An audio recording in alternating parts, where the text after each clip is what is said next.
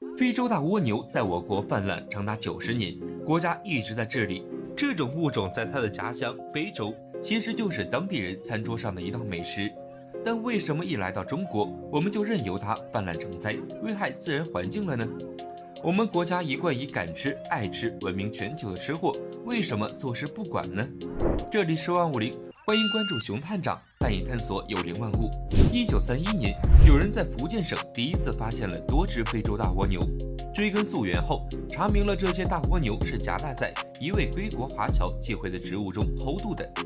短短几年，非洲大蜗牛就在中国东南各省成功站稳了脚跟。1979年的时候，非洲大蜗牛途经越南，成功在云南西南部安家。这意味着中国的南部几乎完全被非洲大蜗牛占领了。完全可以说，非洲大蜗牛在踏上中国土地的那一刻，浑身就沾满了罪恶。非洲大蜗牛原产非洲东部，它在那里是当地人的一种美食。而搭乘远洋货轮偷渡全球后，非洲大蜗牛凭借强悍的生存能力，在国外站稳了脚跟。非洲大蜗牛是世界上体型最大的蜗牛之一，体型巨大，自然得需要大量进食来为身体运转提供能量。非洲大蜗牛的食性极杂，它在还是幼体的时候就可以进食了。非洲大蜗牛的幼虫以腐殖土以及动植物的死尸为食，成体的非洲大蜗牛可以吃多种植物的叶子，甚至直接食用草本植物。最恐怖的是，在没有食物可吃的时候，非洲大蜗牛还会吃同类的尸体。非洲大蜗牛会吃植物的叶子，自然也会对农作物造成极大的破坏。我国的西南边境地区就因为泛滥的非洲大蜗牛而被迫改变作物结构。以前这里种植的大多是诸如白菜之类的十字花科蔬菜，但这类蔬菜的菜叶极易被非洲大蜗牛啃食。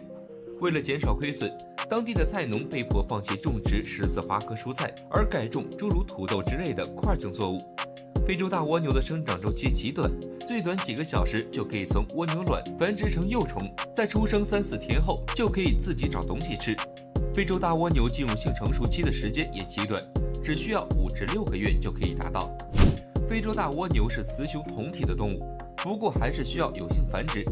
它虽然只有数年的寿命，但可以在短短的一生中产下大量的窝卵。非洲大蜗牛一般1年会繁育4次，每次繁殖高达150至300颗卵。更为恐怖的是，非洲大蜗牛一生会繁殖6000颗左右的卵。非洲大蜗牛正是凭借这一特性，而在我国的南方省份成功泛滥。非洲大蜗牛体型大，数量多，关键是看似鲜嫩多汁，这本来应该是中国吃货的福音。但是基本没有人敢吃野外随处可见的非洲大蜗牛，这是因为非洲大蜗牛实在是太脏了，不仅脏，而且十分不安全，因此一般吃货对它都有所忌惮。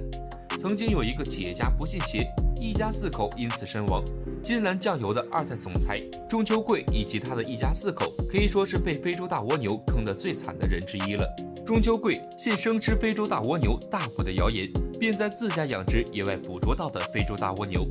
中秋贵在1985年6月27日这天，把非洲大蜗牛做成刺身，与家中其他4口人一起食用。没想到吃非洲大蜗牛身子没补成，自己连同家中3口人全丢了性命。唯一的幸存者次子钟德尚在床上昏迷10多年后也驾鹤西去了。金兰酱油的高层差点被这盘蜗牛刺身一锅端，只不过中秋贵的3死由于在国外而逃过一劫。而导致4人毙命的直接原因，则是感染上了广州管源线虫。为什么非洲大蜗牛会如此要人命？首先，它的运动器官会分泌出许多白色的粘液，这些粘液在它运动时会被带到到处都是，看起来就很恶心，一般人难以下口。非洲大蜗牛产生的排泄物以及尸体极其容易吸引苍蝇取食，这又提高了瘟疫通过苍蝇做中间宿主传播的概率。这是因为非洲大蜗牛体内携带有多种人畜共患病的细菌以及寄生虫，此外，它体内携带有大量广州管源线虫，并且伴随年龄的增长，体内寄生虫数量也会越来越多。食用生的甚至加热不完全的非洲大蜗牛都会感染广州管源线虫病。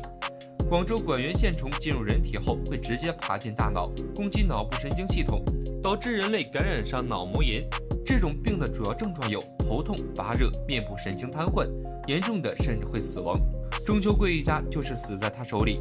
所以，即使我国的吃货一向以能吃、爱吃、敢吃而出名，也不会轻易搭上自己的性命去以身试险。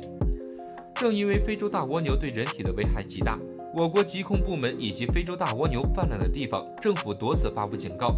要求发现非洲大蜗牛的人不要私自捕捉非洲大蜗牛食用，也不要用手触碰非洲大蜗牛。那么，对于这些可恨的非法移民，除了保持距离外，还有的是办法对付它。对付非洲大蜗牛最简单的办法是撒盐，这是因为蜗牛体内80%的成分都是水，盐巴可以让非洲大蜗牛体内的水分快速吸出，让非洲大蜗牛直接死于脱水。当然，住在香港的朋友千万不要这样做，因为这样在当地会被视为虐待动物，不仅要罚款，而且还有可能坐牢。吃过西餐的朋友可能知道法式焗蜗牛这道名菜，虽然法式焗蜗牛中食用的蜗牛和非洲大蜗牛是近亲，但并不意味着法式焗蜗牛不能吃了。虽说焗蜗牛和非洲大蜗牛是近亲，但焗蜗牛并不会直接使用野生的非洲大蜗牛。为了保证食品安全，国内外的西餐厅都会选用人工驯化后的品种。这类蜗牛有个大的分类，那就是食用蜗牛。中国食用蜗牛的历史并不长，但是仍然自主培育出了中国的食用蜗牛品种白玉蜗牛。白玉蜗牛就是从非洲大蜗牛中选择白化个体进行定向培育而产生的两种，因为体色洁白如玉而得名。白玉蜗牛和野生的非洲大蜗牛最大的不同则是安全系数不同。白玉大蜗牛是人工饲养的品种，为了保证营养价值达标，养殖户会喂食专用的蜗牛饲料，也有人会直接喂食麦麸、蔬菜这样富含微量元素的食物。由于生活在干净的环境中，体内不容易累积危害人体健康的细菌以及寄生虫，而野生的非洲大蜗牛就不同了，它们有什么就吃什么，不仅营养成分不好，而且还容易感染上寄生虫以及细菌。白玉大蜗牛相较于野生的非洲大蜗牛更安全，但并不意味着可以无所顾忌地食用白玉大蜗牛。加工购买到的活体白玉大蜗牛之前，应该让它们先排出体内的食物残渣，因为有部分白玉大蜗牛是食用腐殖土长大，体内会有危害人体健康的成分存在。而烹饪白玉大蜗牛时，也应该做到让它熟透，因为人工饲养的白玉大蜗牛体内仍有细菌，只能通过高温灭菌才能保证食用安全。非洲大蜗牛在我国是可怕的入侵物种，目前国家正在着手解决。如果发现暴露在外的非洲大蜗牛，不要用手触摸，可以撒食盐杀死。而那些仍然还想吃非洲大蜗牛的吃货，还是别打这些危险的外来物种的主意了。此外，在入侵物种面前，人类靠吃是很难解决问题的。因此，熊探长呼吁遵守国家法律，不要带入外来入侵物种，更不能无脑放生动物。非常感谢您看完本期150，如果您喜欢熊探长的视频，欢迎点赞、收藏、评论、加关注。您的关注将是熊探长探秘的最大动力。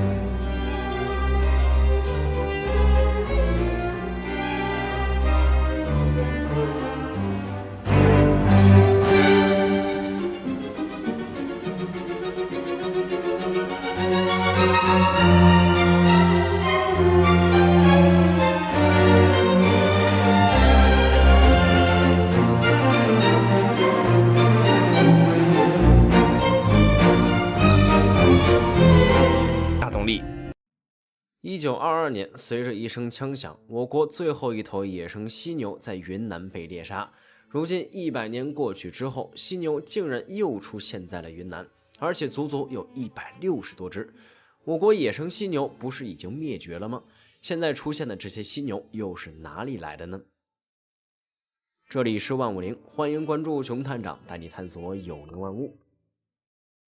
2009年，一个名叫石林龙辉野生动物科研中心的公司悄悄成立，企图谋划一件大事，那就是让野生犀牛重返云南。因为云南曾经是中国犀牛的聚集地，无论是环境还是气候，都是最适合犀牛生存的地方，所以要想复活犀牛，就必须要从云南开始。经过考察选址，科研中心就坐落在昆明石林，这里距离乃古石林景区只有2公里，生态环境优越，温度适宜，很适合犀牛的生存。于是2010年，科研中心从南非引进了白犀牛，开启了繁育白犀牛的艰巨任务。据工作人员介绍，本来要引进的是印度犀、苏门答腊犀、爪哇犀这3种亚洲犀牛，但因为它们现在的数量都太少了，相比之下，非洲白犀牛的种群现状是最好的，所以最终还是选择引进白犀牛。然而，白犀牛的引进过程并不容易，科研中心去到南非当地协商，南非也派人来实地考察，经过3个月的努力，才同意将6头白犀牛送到石林。为了留住这6头白犀牛，在中国犀牛最后生存的地方，石林龙辉野生动物科研中心建造了防野生的环境，好让白犀牛更容易习惯新环境。当这些犀牛彻底适应并成功繁殖之后，才又从南非引进了77头白犀牛。到2021年，在云南石林繁育基地繁育的白犀牛幼崽达到了50多头，繁育初见成效。截止到现在，繁育基地总共有164头白犀牛，这就说明通过引种重建我国的野生犀牛群完全是可以实现的。为了进一步证实这个方案的可行性，在繁育过程中，科研中心还对白犀牛进行了基因溯源，发现非洲白犀牛在几千万年前就是由亚洲犀牛分化出来的，它们的身体里带着亚洲犀牛的部分基因，来到我国的土地上，可以说是回到了自己本来的家乡，自然也就能生存得很好。陆地上现存的动物里，体型仅次于大象的就是犀牛，尤其是非洲白犀牛。像亚洲犀牛里的印度犀牛，在白犀牛面前只能当小弟。白犀牛的体长能达到4.2米，目前最大的野生白犀牛体重能达到7200斤，圈养的白犀牛体重更是有超过7200斤的。白犀牛能长到如此体重，靠的是自己的本事。同大多数的犀牛一样，白犀牛也是个圆滚滚的小胖子。身体浑圆粗胖，皮肤比较光滑，浑身上下只有尾巴处和耳朵边上有一点毛。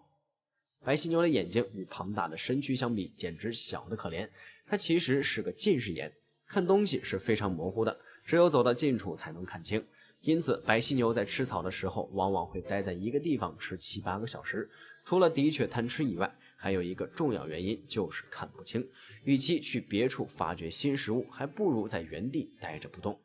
白犀牛的标志性特征是一大一小纵向排列的2个角，也是现存所有犀牛中最长的角。世界上已知的最长的白犀牛角足足有158.7厘米。白犀牛的角又细又长，向后稍微弯曲，材质并不是骨头，而是一种上皮组织的衍生物，全部都是用角质纤维堆积起来的，与皮肤直接相连，格外的坚硬，既是它们防身打架用的武器，也是刨树皮、挖草根的盆具。从成分上来说，犀牛角和人类的指甲盖区别不大，但这样的角和它们的皮肤、骨头等身体部位都备受人类追捧，于是再坚硬强悍的角也敌不过人类的猎枪。现在世界上的犀牛离灭绝并不远，截至2017年底，全世界野生的非洲白犀牛大约只剩18000多只，是5个犀牛亚种里数量最多的。非洲黑犀牛估计就只有5000只左右，而亚洲的犀牛就更惨了。印度犀牛现存大约3200头，苏门答腊犀估计不到300头，爪哇犀更是仅剩不到100头。犀牛是地球生态系统的重要组成部分，在草原上扮演着重要的生态角色。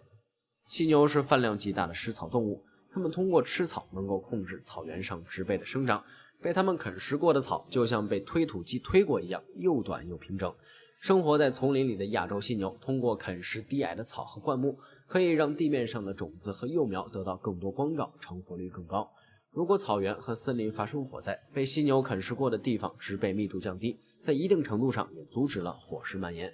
其次，犀牛是生态圈非常重要的一环，它们与很多动物都有着重要的共生关系，就比如说牛背鹿和红箭丽梁鸟。这两种鸟以犀牛皮和犀牛背部的昆虫和寄生虫为食，如果犀牛灭绝，这两种鸟也很容易消失。犀牛的体型和大象接近，这两种大型动物在森林和草原上活动的时候，能推倒腐朽的树木，推出一条通道，方便其他小动物行动。它们是纯粹的食草动物，不仅饭量大，粪便排泄量也极大，但它们的粪便基本上都是消化后的植物残渣，能给很多昆虫、小型动物提供食物来源。再经过这些小动物的消化，就能形成肥力充足的土壤，潜藏在其中的植物种子就能顺利萌发。犀牛和大象这样体型庞大的动物，就像陆地上的鲸鱼，活着的时候能给很多小动物提供便利，死了之后也能像鲸落一样，用自己的尸体养活多个层级的生物，上到老虎、狮子这样的顶级掠食者，下到能蚕食骨骼的细菌微生物，都能享受到犀牛最后的福音。然而，自从人类出现之后，犀牛和其他很多动物一样，数量锐减到离灭绝只有一步之遥。比如定居在云南石林的这些非洲白犀牛，它们其实还有个叫做北部白犀牛的亲戚。2018年，世界上最后一头雄性北白犀已经去世，人类所发现的北白犀仅剩下一对无法自然繁殖的母女，也许过不了多少年，我们就能亲眼见证这个物种的灭绝。非常感谢您看完本期万物灵，欢迎点赞、评论、加关注，您的关注是熊探长探秘的最大动力。印度甲鱼泛滥，价值千万，白送给中国都不要，这是为什么？这里是万物灵，欢迎关注熊探长带你探索有灵万物。追其原因，这和印度独特的饮食习惯以及宗教信仰密不可分。印度教是世界第3大宗教，也是印度的国教，高达83%的印度人信仰印度教。在印度教教义里，恒河是圣河，是印度的母亲，甚至对于大多数教徒来说，人生的4大乐趣之一就是到恒河洗圣水澡，并饮用恒河圣水。恒河在印度人心中的地位，等于黄河在我们中国人心中的地位，只有过之而无不及。印度人将恒河看作神明，他们认为恒河里面的一切都是圣灵，所以他们不吃河中的任何生物，其中就包括甲鱼。除了文化因素外，还有一个自然原因也助长了甲鱼的疯狂泛滥，那就是印度独有的甲鱼恒河鳖的强悍生命力。恒河鳖的寿命长达70到100年，成年的雌鳖1年产卵一次，一次能产50枚卵。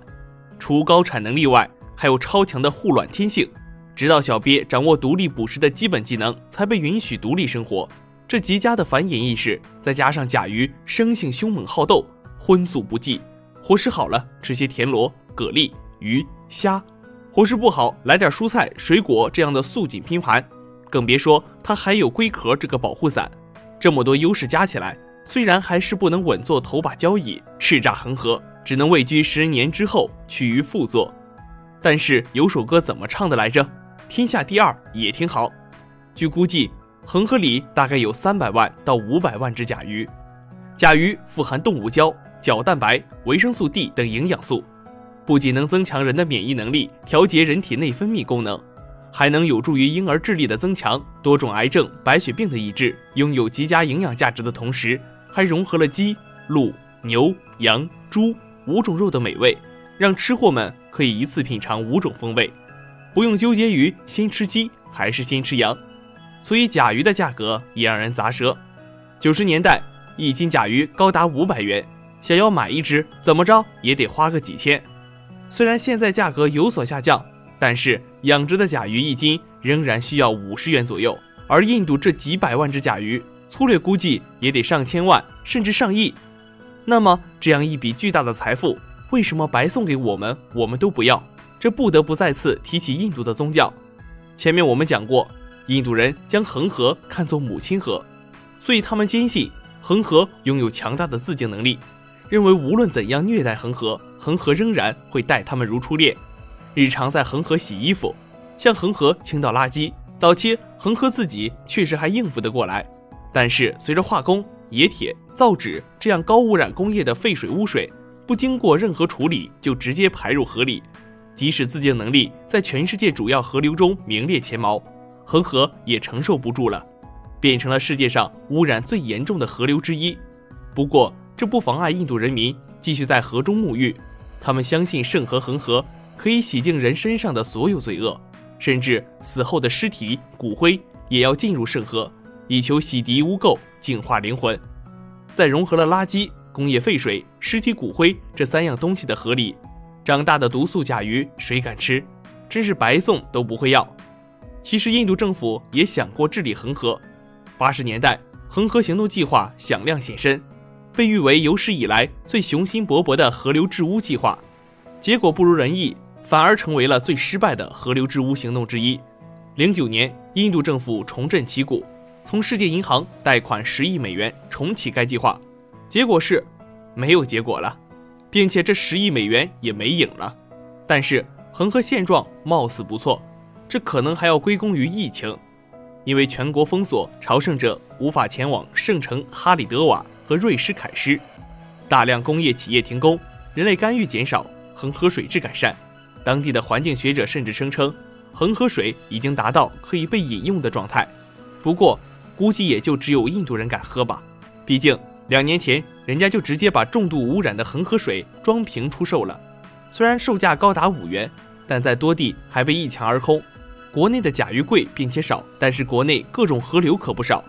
甲鱼是水生生物，有河的地方就有甲鱼生存的可能。那么我们怎么判断一条河里是否有甲鱼？这可以从甲鱼的生活环境入手。甲鱼主要生活在湖泊、池塘、水库、三角湾和一些水流缓慢的河流，而且它们有着3洗3怕的习性，洗净怕精，洗阳怕风，洗洁怕脏。所以找甲鱼得先去附近居民稀少、光照好还干净的河流。甲鱼还挺挑剔的，找到了汇集这3个特点的河流之后，距离甲鱼就近了一步。接下来就是观察甲鱼具体在哪里。3字秘诀：抓泡芙。别误会，这可不是真让你去抓泡芙，所谓抓其实是爪。甲鱼是水陆两栖，用肺呼吸的动物，没事的时候喜欢趴在向阳的岸边晒太阳，在上岸过程中肯定会留下爪印，所以仔细观察泥沙表面、树木、草丛之间，去得早了，说不定还能看到甲鱼上岸的过程。而泡则是泡沫，甲鱼的气泡与众不同，密集并且呈双形带状或圈状，移速缓慢，但是消失较快。最后浮则是浮头，天气太热了，甲鱼也可能不上岸，而是在水面浮着，也就是所谓的浮头，只有吻部和眼部露在外面，四脚伸开，在水面安详地躺着。如果抓泡芙3个你都看到了，那么恭喜你，你可以捉甲鱼了。不过还得注意，捉到的别是甲鱼中的保护动物，那可是被刑法保护的生物，惹不起。听了熊探长的解释，不知大家对于印度甲鱼有了多少了解？欢迎在评论区留言说一说你的想法，也别忘了点赞、收藏、加关注，你的关注将会是熊探长探秘的最大动力。印度人喜欢动物，但印度的猴子却是个例外。他们会出现在城镇的任何一个地方，而印度人对猴子的态度也很复杂。有的人把它们当作神灵，有的人把它们当作宠物，当然也有人认为它们就是最可怕的祸害。而在2023年底，印度猴子更是做出了令人发指的恐怖暴行。这里是万物灵，欢迎关注熊探长，带你探索有灵万物。2023年11月14日，外媒报道，印度北部一群猴子突然袭击了村里的孩子，其中一名10岁男孩被猴子撕开肚子，扯出肠子，当场死亡。这起猴子杀人事件的残忍程度前所未见，但并不是印度猴子第一次杀人。2023年上半年，印度南部的一座城市里，一名30岁的男子被一只从屋顶掉下来的猴子砸中头部，当场昏迷，送医后不治身亡。另一名50岁的妇女被一群猴子围攻，从楼梯上摔下来，头部受伤，也不幸死亡。这些事件都引发了当地居民的恐慌和抗议，要求政府采取措施解决猴子问题。印度猴子袭击人的事件其实已经有了很长的历史。早在2018年，印度北部一座城市里，一只猴子从一位母亲的怀里抢走12天大的婴儿，啃咬婴儿头部后将其扔在屋顶上，最后婴儿死亡。同年，印度南部也发生了一起猴子咬死妇女的事件，一名58岁的妇女被一只猴子咬伤脸部，失血过多，送医后死亡。还有一名72岁的老人被一只猴子从阳台上推下去，摔断颈椎，经抢救无效后死亡。除了咬伤和砸死人，印度猴子还有一些其他的恶行，比如2019年400多只猴子抢劫印度北部的一座村庄，他们偷走了村民的粮食，破坏了庄稼，威胁了村民的生活。还有2020年，印度北部的一所医院被一只猴子闯入，它抢走了一些新冠阳性的血液样本，跑到树上把血液样本扔下来，让人十分头疼。印度猴子伤人成性，怎么地位还是很高，甚至还被印度人当成神灵。印度猴子的数量之多是世界上都十分罕见的。据估计，印度有约5000万只猴子，其中大部分是灰猴。这些猴子不仅在森林和乡村生活，还大量涌入人类聚居的地方，造成了各种问题。那么印度是怎么养出那么多猴子的呢？其实从生物上的角度来说，猴子本身就是一种非常适应性强的动物，它们能够在各种环境中生存和繁殖。在城市中，猴子的天敌数量非常少，它们几乎没有自然的威胁。猴子的食物来源也很丰富，它们可以吃垃圾、偷人类的食物，甚至从寺庙和祭坛上拿贡品。猴子的繁殖速度也很快，一只母猴每年可以生1到2只小猴，一般可以活到15到20年。这些因素都使得猴子的数量迅速增长，难以控制。当然，猴子这样高适应性的生物之所以只在印度那么猖狂，这还要归功于印度独特的文化氛围。印度最为著名的一部历史性诗集《罗摩衍那》中就记载了一位印度家喻户晓的英雄哈努曼。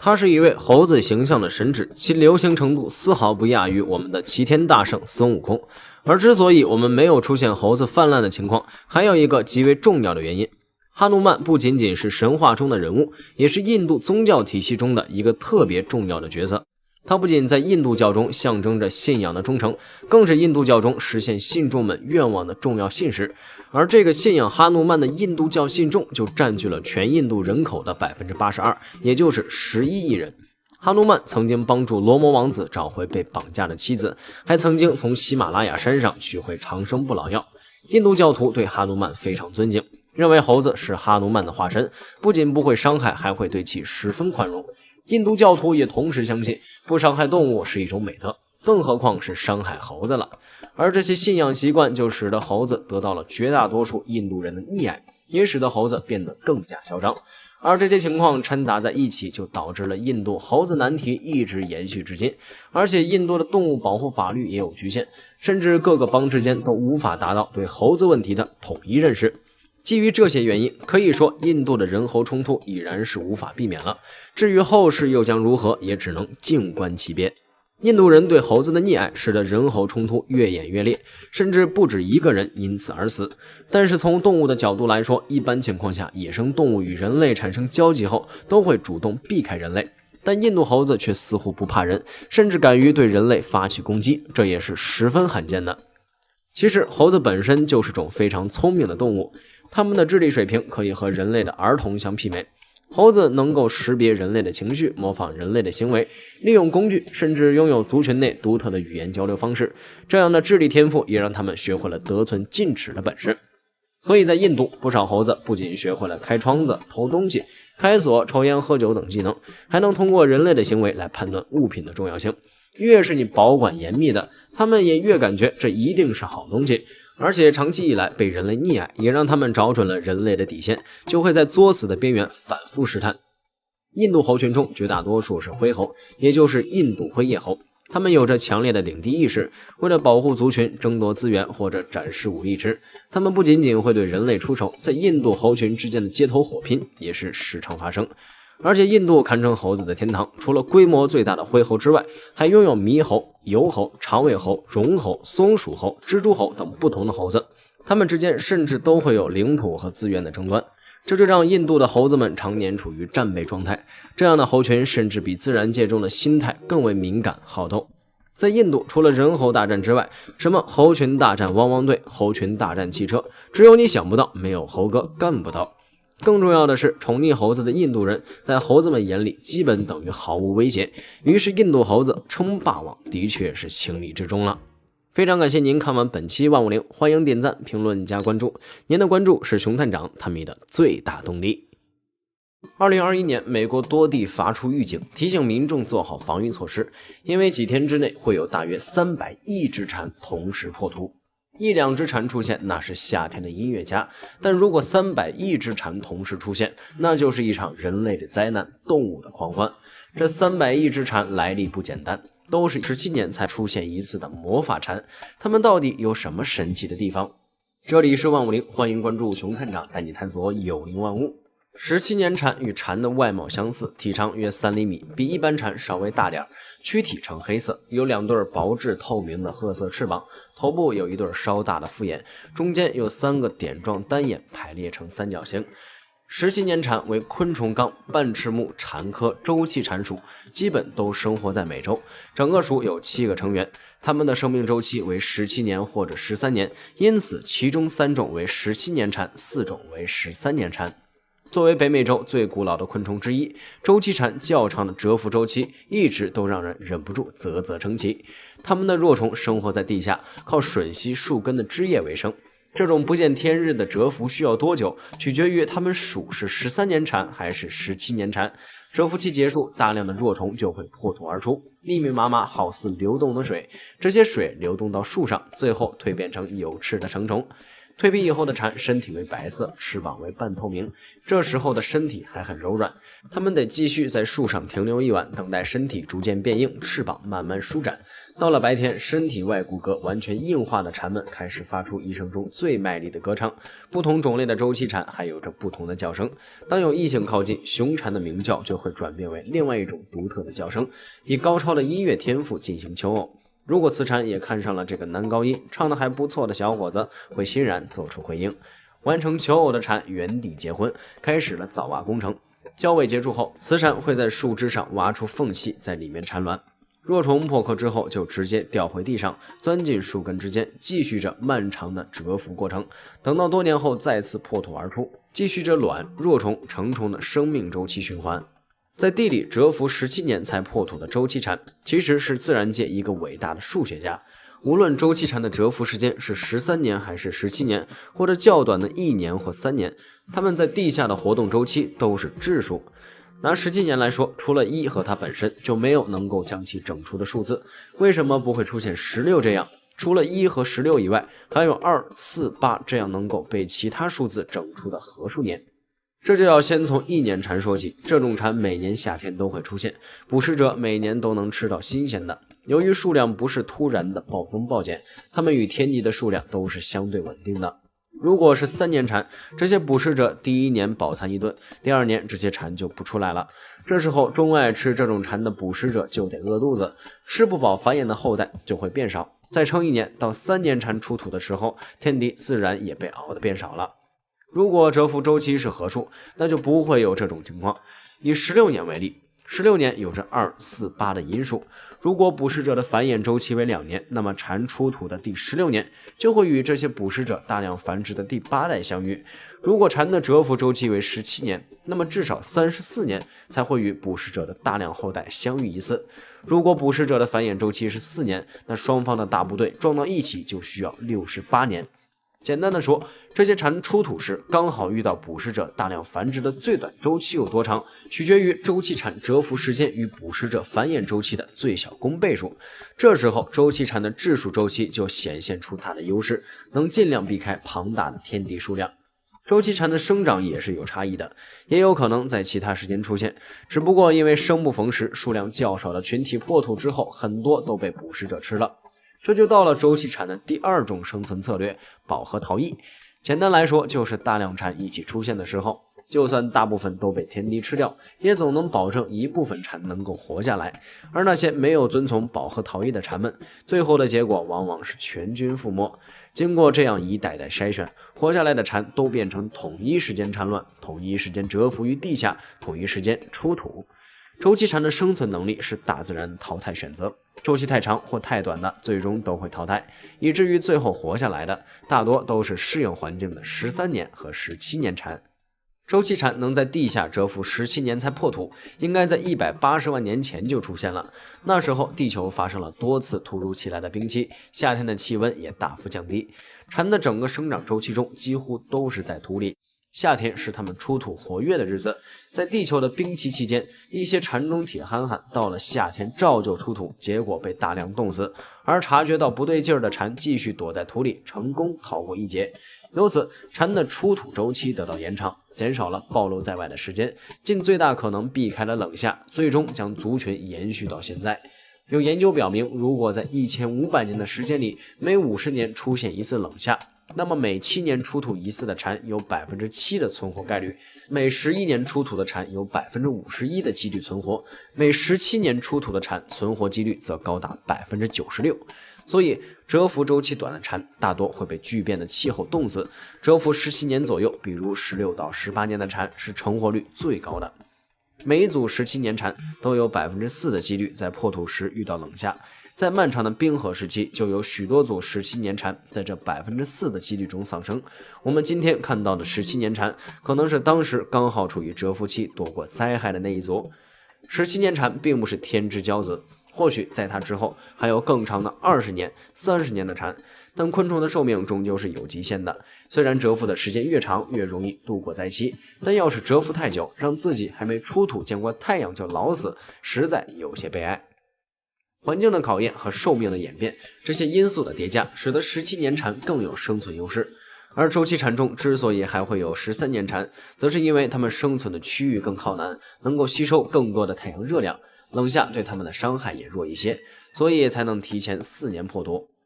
大自然永远那么奇妙，而这些看起来完全没有智慧的蝉，则是顶级的生存派大数学家。非常感谢您看完本期万物灵，欢迎点赞、评论、加关注，您的关注是熊探长探秘的最大动力。这些年，我们经历了丹麦生蚝泛滥、澳大利亚野兔成群、小龙虾入侵英国，但是你知道吗？就连昂贵的帝王蟹也成为了欧洲和南极的入侵物种。或许我们以后的饭桌上不只有小龙虾了，说不定还会出现泛滥成灾的帝王蟹。那么昂贵的帝王蟹为什么会变成入侵物种呢？它到底有什么可怕之处呢？这里是万物灵，欢迎关注熊探长，带你探索有灵万物。帝王蟹属于甲壳类生物，体重能达到10公斤左右，存活时间长达30年，是一种杂食性动物，喜欢吃一些鱼虾和水草，常年居住在低温环境中，主要分布在北太平洋和阿拉斯加的北极海岸。由于生存环境的特殊，一定程度上也帮助它们避开了天敌的追杀。帝王蟹的天敌主要有章鱼、大型鱼类等，但这些生物只能生活在不低于7度的海洋里。因为生活环境的不同，导致天敌们根本无法捕杀到帝王蟹。据数据显示，帝王蟹在每年4到6月之间会产出大量的卵子，并且幼崽成活率高达 18%。繁殖期间至少会诞生16万只新的帝王蟹。繁殖速度快的同时又没有天敌捕杀，导致帝王蟹逐渐泛滥成灾。那么帝王蟹入侵世界会造成什么危害呢？数以万计的帝王蟹一旦进入某个海洋生物圈，就会造成海洋生态系统紊乱，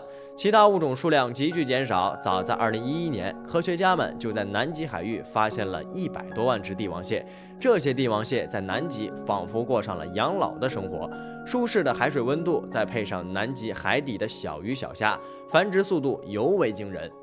其中，挪威成为了世界上被帝王蟹入侵最严重的国家。大量的帝王蟹生活在挪威附近海域，导致当地海洋生物数量急剧减少。一些毫无攻击力的海洋生物遭到了帝王蟹大量的捕食，使得挪威以捕捞为生的渔民收入大大减少。说到这，肯定有人会好奇，帝王蟹价格一直居高不下，为何渔民不对帝王蟹进行捕捞贩卖呢？事实上，帝王蟹常年生活在深海水域中，捕捞起来难度非常大，不仅捕捞成本高，而且危险系数也极高，并且捕捞的数量远远赶不上繁殖的数量，所以大多数渔民也是有心无力，这也是帝王蟹价格高的原因之一。其次，帝王蟹的入侵还会带来很多疾病，不仅威胁人类的生命安全，还会威胁海洋生物。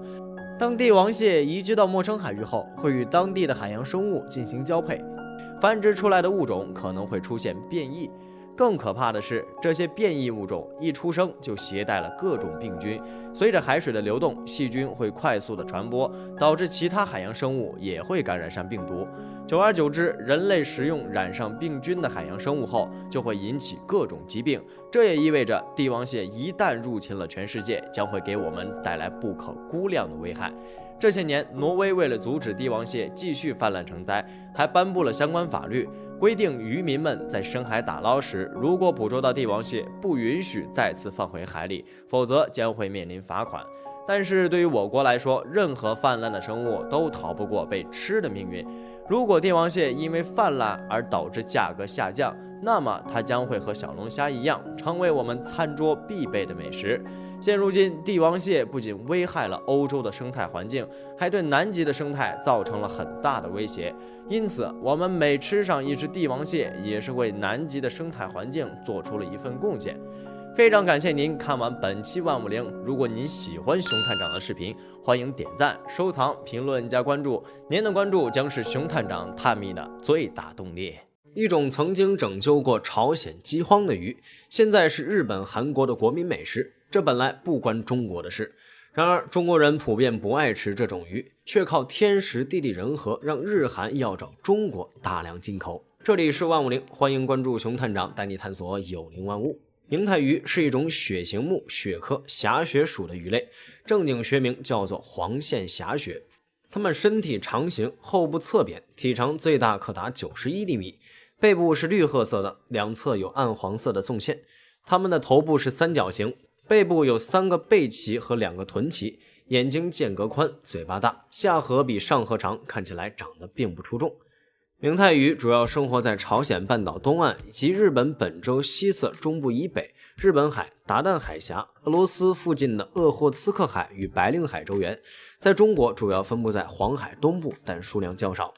它们总是在海面下400到30米的近底层冷水中活动，是一种冷水性鱼类。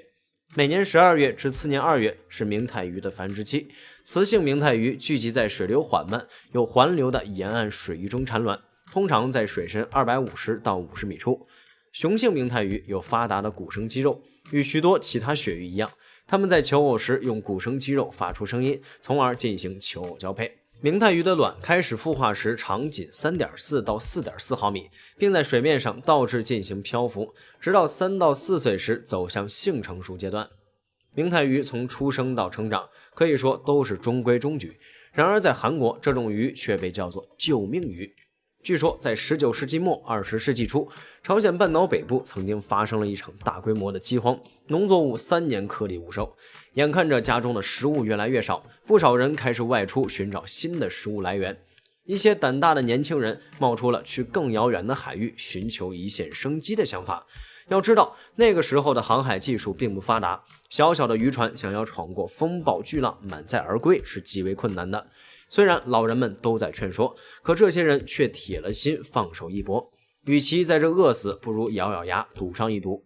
带领着大伙出海的领头人叫做朴明泰，他们一路干劲十足，即便遇上再大的风浪也没有退缩。功夫不负有心人，短短几天时间，他们就捕捞到了满足一家人1个月的口粮，而这些口粮就是黄线霞血。他们给饥荒中的人们带来了一线生机，让大部分人免于饿死。于是黄线霞血也被当地人叫做救命鱼，同时为了感谢朴明泰，也被称作明太鱼。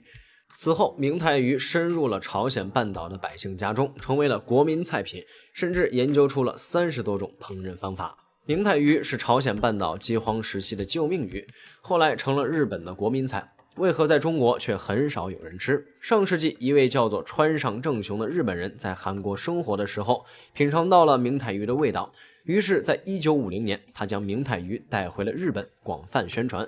川上正雄发现明太鱼的卵巢与日本一种鳕鱼子口感很像，于是摒弃了鱼肉，将明太鱼的卵巢取出，用盐和辣椒腌制后放于冰箱冷藏，其外表鲜红，口感辛辣，用来下饭十分爽口。这种叫做明太子的食物就此诞生，也就是我们现在常见的明太鱼子酱。经过推广后，明太子很快就在日本流行起来，在日本的饮食中占了很重要的地位。成为了一种国民的美食。明太子可以和各种食物搭配，比如面包、寿司、拉面、意大利面等等。到了现在，他们的口味也变得十分丰富。这时候有人要问了，在日韩如此普遍且出名的明太鱼，在我国为何就无人问津呢？明太鱼在中国的普及程度远远不如在朝鲜和日本，除东北以外很少有人吃。究其原因，并不是因为太高级吃不起，而是并没有那么好吃。如今的明太鱼在韩国屡见不鲜，甚至被当作一种祈福信仰。但实际上，早在300多年前，明太鱼并不受朝鲜贵族的待见，说其肉质过于腥臭，只有底层百姓会选择食用。一直到那次饥荒的出现，明太鱼的命运才出现了转折点。同理，我国肉类、鱼类资源丰富，选择颇多，人们一般不会选择这种产量不大却口感一般的进口鱼类，这也是明太鱼无法在中国成为主流鱼类的原因。再者，明太鱼烹饪起来也比较费劲儿，即便被冷冻处理，仍会保留一些腥味，这也让大部分不擅长烹饪明太鱼的中国人望而却步。同时，明太鱼在中国的市场较小，以次充好的情况很多，想要买到真的明太鱼没那么容易，因为明太鱼不是活鱼销售，而是去头去尾，只留鱼身。这样的销售方式很容易真假混淆，于是很多不懂行的老百姓也不敢轻易尝试购买明太鱼。当然，明太鱼虽然口感不行，但其营养价值还是很丰富的。它们脂肪含量低，富含充足的维生素和矿物质等营养成分，有利于人体健康。鱼皮、骨、内脏等还可以制作成鱼胶、鱼粉、鱼油等工业原料。不过，我们虽然很少直接吃明太鱼，但其实日常常见的鱼豆腐、蟹棒等食品都是明太鱼制品。快餐里的鱼排也经常使用明太鱼来制作。虽然明太鱼在我国销量不高，但在韩国却是主流鱼类。大量的需求和过度捕捞，明太鱼一度要被日韩吃灭绝了。明太鱼在中国和俄罗斯很少有人吃，但中俄却靠这种鱼赚了大钱，这中间是怎么回事呢？二战后的韩国进入了经济快速发展阶段，人们的生活需求大大提高。为了捕获更多的明太鱼，韩国政府斥巨资从国外引进大型捕捞船，更是在自己的船舶制造技术逐渐成熟之时，大批打造专门捕捞明太鱼的船只。到了上世纪60年代，韩国明太鱼产量已经位居世界榜首，但也因为过度捕捞，明太鱼数量开始逐年递减。到了上世纪90年代左右，全球变暖加剧，海洋水体温度明显上升，原本适应了朝鲜半岛东部海域环境的明太鱼，不得不北上迁徙去温度更低的鄂霍兹克海。于是，临近鄂霍兹克海的俄罗斯成为了继朝鲜半岛后明太鱼的又一个重要产区。紧接着，俄罗斯开始了对明太鱼的大规模捕捞。不缺肉制品的俄罗斯也不是为了自己食用，转而出口到了韩国、日本。据统计，2020年183万吨明太鱼从鄂霍兹克海被打捞上来，达到了近20年的捕捞巅峰。这片海域的渔获量常年位居世界首位。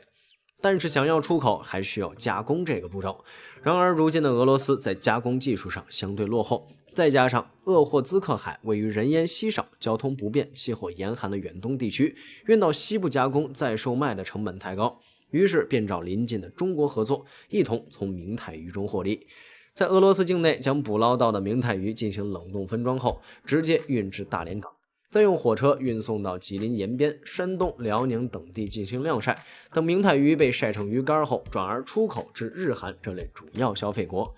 据统计，吉林延边的加工工厂每年要加工的明太鱼不低于6万吨，产值过10亿。不过，根据俄罗斯渔业捕捞协会的预测，到2024年后，俄罗斯明太鱼的捕捞配额会削减至160到165万吨。日本的国民美食秋刀鱼现在已经产量锐减而涨价，不知道他们爱吃的明太鱼会不会是同样的情况？非常感谢您看完本期万物灵，欢迎点赞、评论加关注，您的关注是熊探长探秘的最大动力。上海海关所属邮局的安检员在对入境的包裹进行例行检查时，发现了一个极为奇怪的东西。这个包裹虽然报关时标明为食品和果子，但是在 X 光机中的投影极为异常。因为普通的食品包裹在 X 光机投影是方形的，而这个包裹则是呈现出数个试管形状的投影。经验丰富的安检员立刻对其进行开箱检查，果不其然，包裹内部有4个试管，每只试管各装了一只5厘米长的甲虫。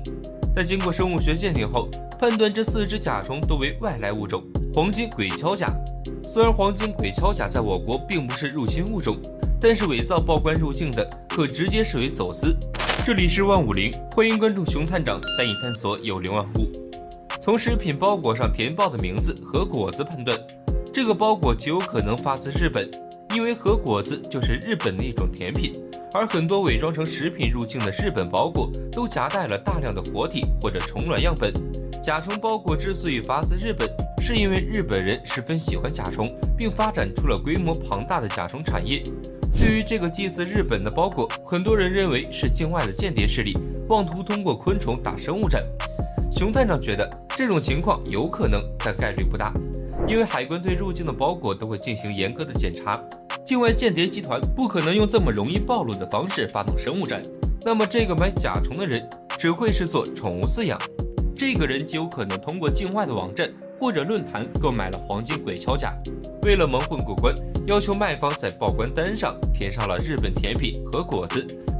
把入境的活体昆虫申报为玩具、食品、数码产品是最低级的做法，因为报单只能瞒过首次的检查，如果放到 X 光机检查，直接露出马脚。稍微聪明一点的人会把虫卵以及幼虫塞入打开的机器人玩具内部，然后再把外壳盖紧，让它从外面看不出问题。这样海关人员无论是从检查报关单还是打开包裹检查都不容易检测，只有通过 X 光机的扫描才能查出破绽。最聪明的则会把活体成虫用塑料壳包装起来，伪装成无害的甲虫模型申报入境。这种很难用 X 光检测出问题，除非拆开包装检查内部。而认真负责的海关工作人员则不会放过这些可能对我国人民群众安全以及自然环境造成严重损害的危险品。完全可以说，我国的海关工作人员扮演着极为重要的角色，正是因为他们构成了我国反击物种入侵的第一道防线。中国政府对于这些漂亮的大甲虫并没有太大的宽容，不仅严格限制外来甲虫入境，同时也严查走私的甲虫。中国政府对于这些外来物种的担忧可不是空穴来风。那么它们有什么危害？入侵物种不仅数量巨大，而且生命力顽强，一旦在国内站稳脚跟，势必会威胁本土物种。外来物种对本土物种的破坏主要表现在2个方面，其一是争夺本土物种的食物以及生存空间，其二是与本土物种杂交，污染本土物种的基因库。黄金鬼锹甲并不是入侵物种，但是它们极易对本土物种构成威胁。很多甲虫爱好者都会选择诸如黄金鬼锹甲这样的大甲虫，这是因为它们外形漂亮而又威武霸气。这些人为了节约成本，会一次购买雌雄多条幼虫用于配种。假如这些人中有极不负责的家伙，为了减轻负担选择放生黄金鬼锹甲，势必会导致生态灾难。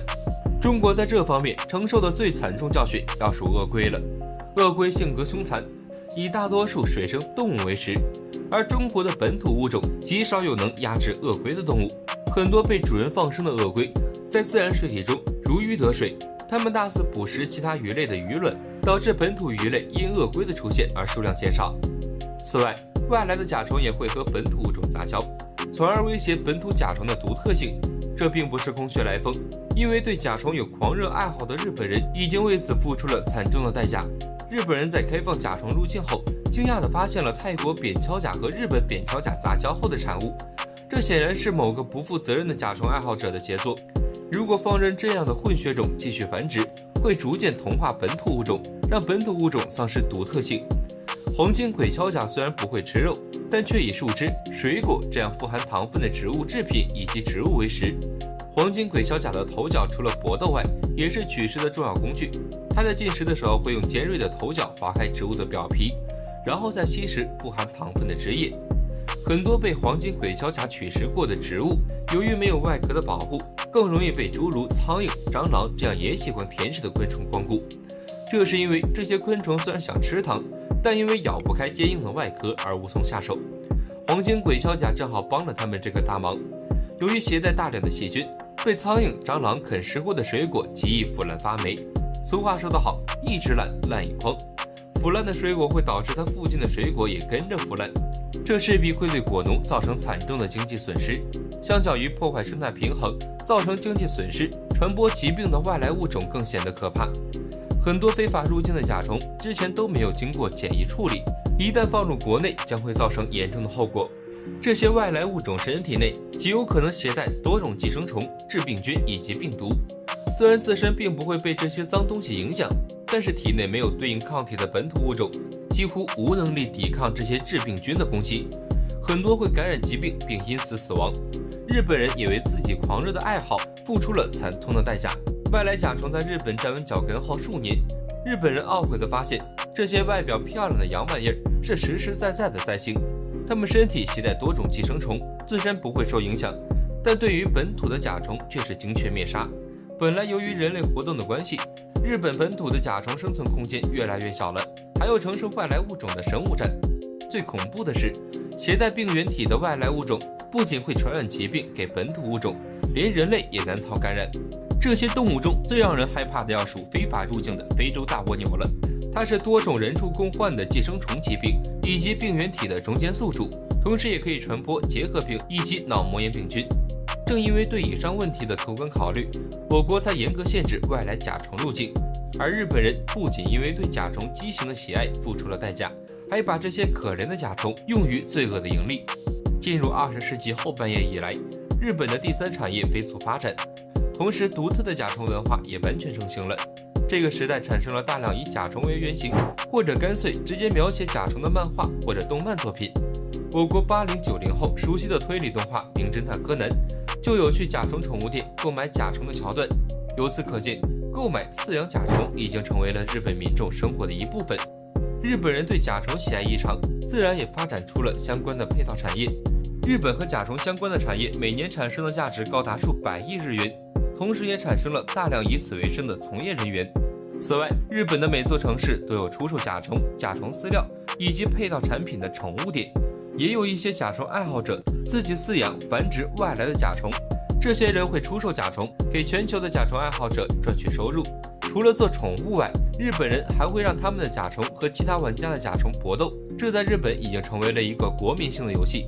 而一些贪婪的商人通过专业的斗虫比赛谋取暴利，这些人让大甲虫同它的同类甚至一些剧毒的节肢动物决斗，用实况直播的方式赚取收视率。很多大甲虫都在决斗过程中被打断肢体，落下终身残疾，也有甲虫在决斗过程中不幸被对手活活打死。虽然斗兽乃至斗虫比赛在人类历史上一直都有，但是利用斗虫比赛来为自己谋取暴利十分阴险而不道德。因为甲虫天性并不凶猛，它们只会在求偶的时候用头角对决来产生胜出者，逼迫甲虫同不可战胜的敌人搏斗，导致它残疾甚至死亡，十分不人道。对于甲虫爱好者来说，为了几只漂亮的甲虫承担法律责任并不划算。其实想养甲虫，购买本地物种或者可以合法购买的品种都是不错的选择。而大肆引进外来甲虫下场如何？看看日本人为自己对甲虫疯狂的爱好所付出的惨痛代价就知道了。为了保护中国的自然环境，同时也为了保护自己的合法权益，请不要购买任何限制入境的外来甲虫。非常感谢您看完本期万物灵。如果您喜欢熊探长的视频，欢迎点赞、收藏、评论、加关注。您的关注将是熊探长探秘的最大动力。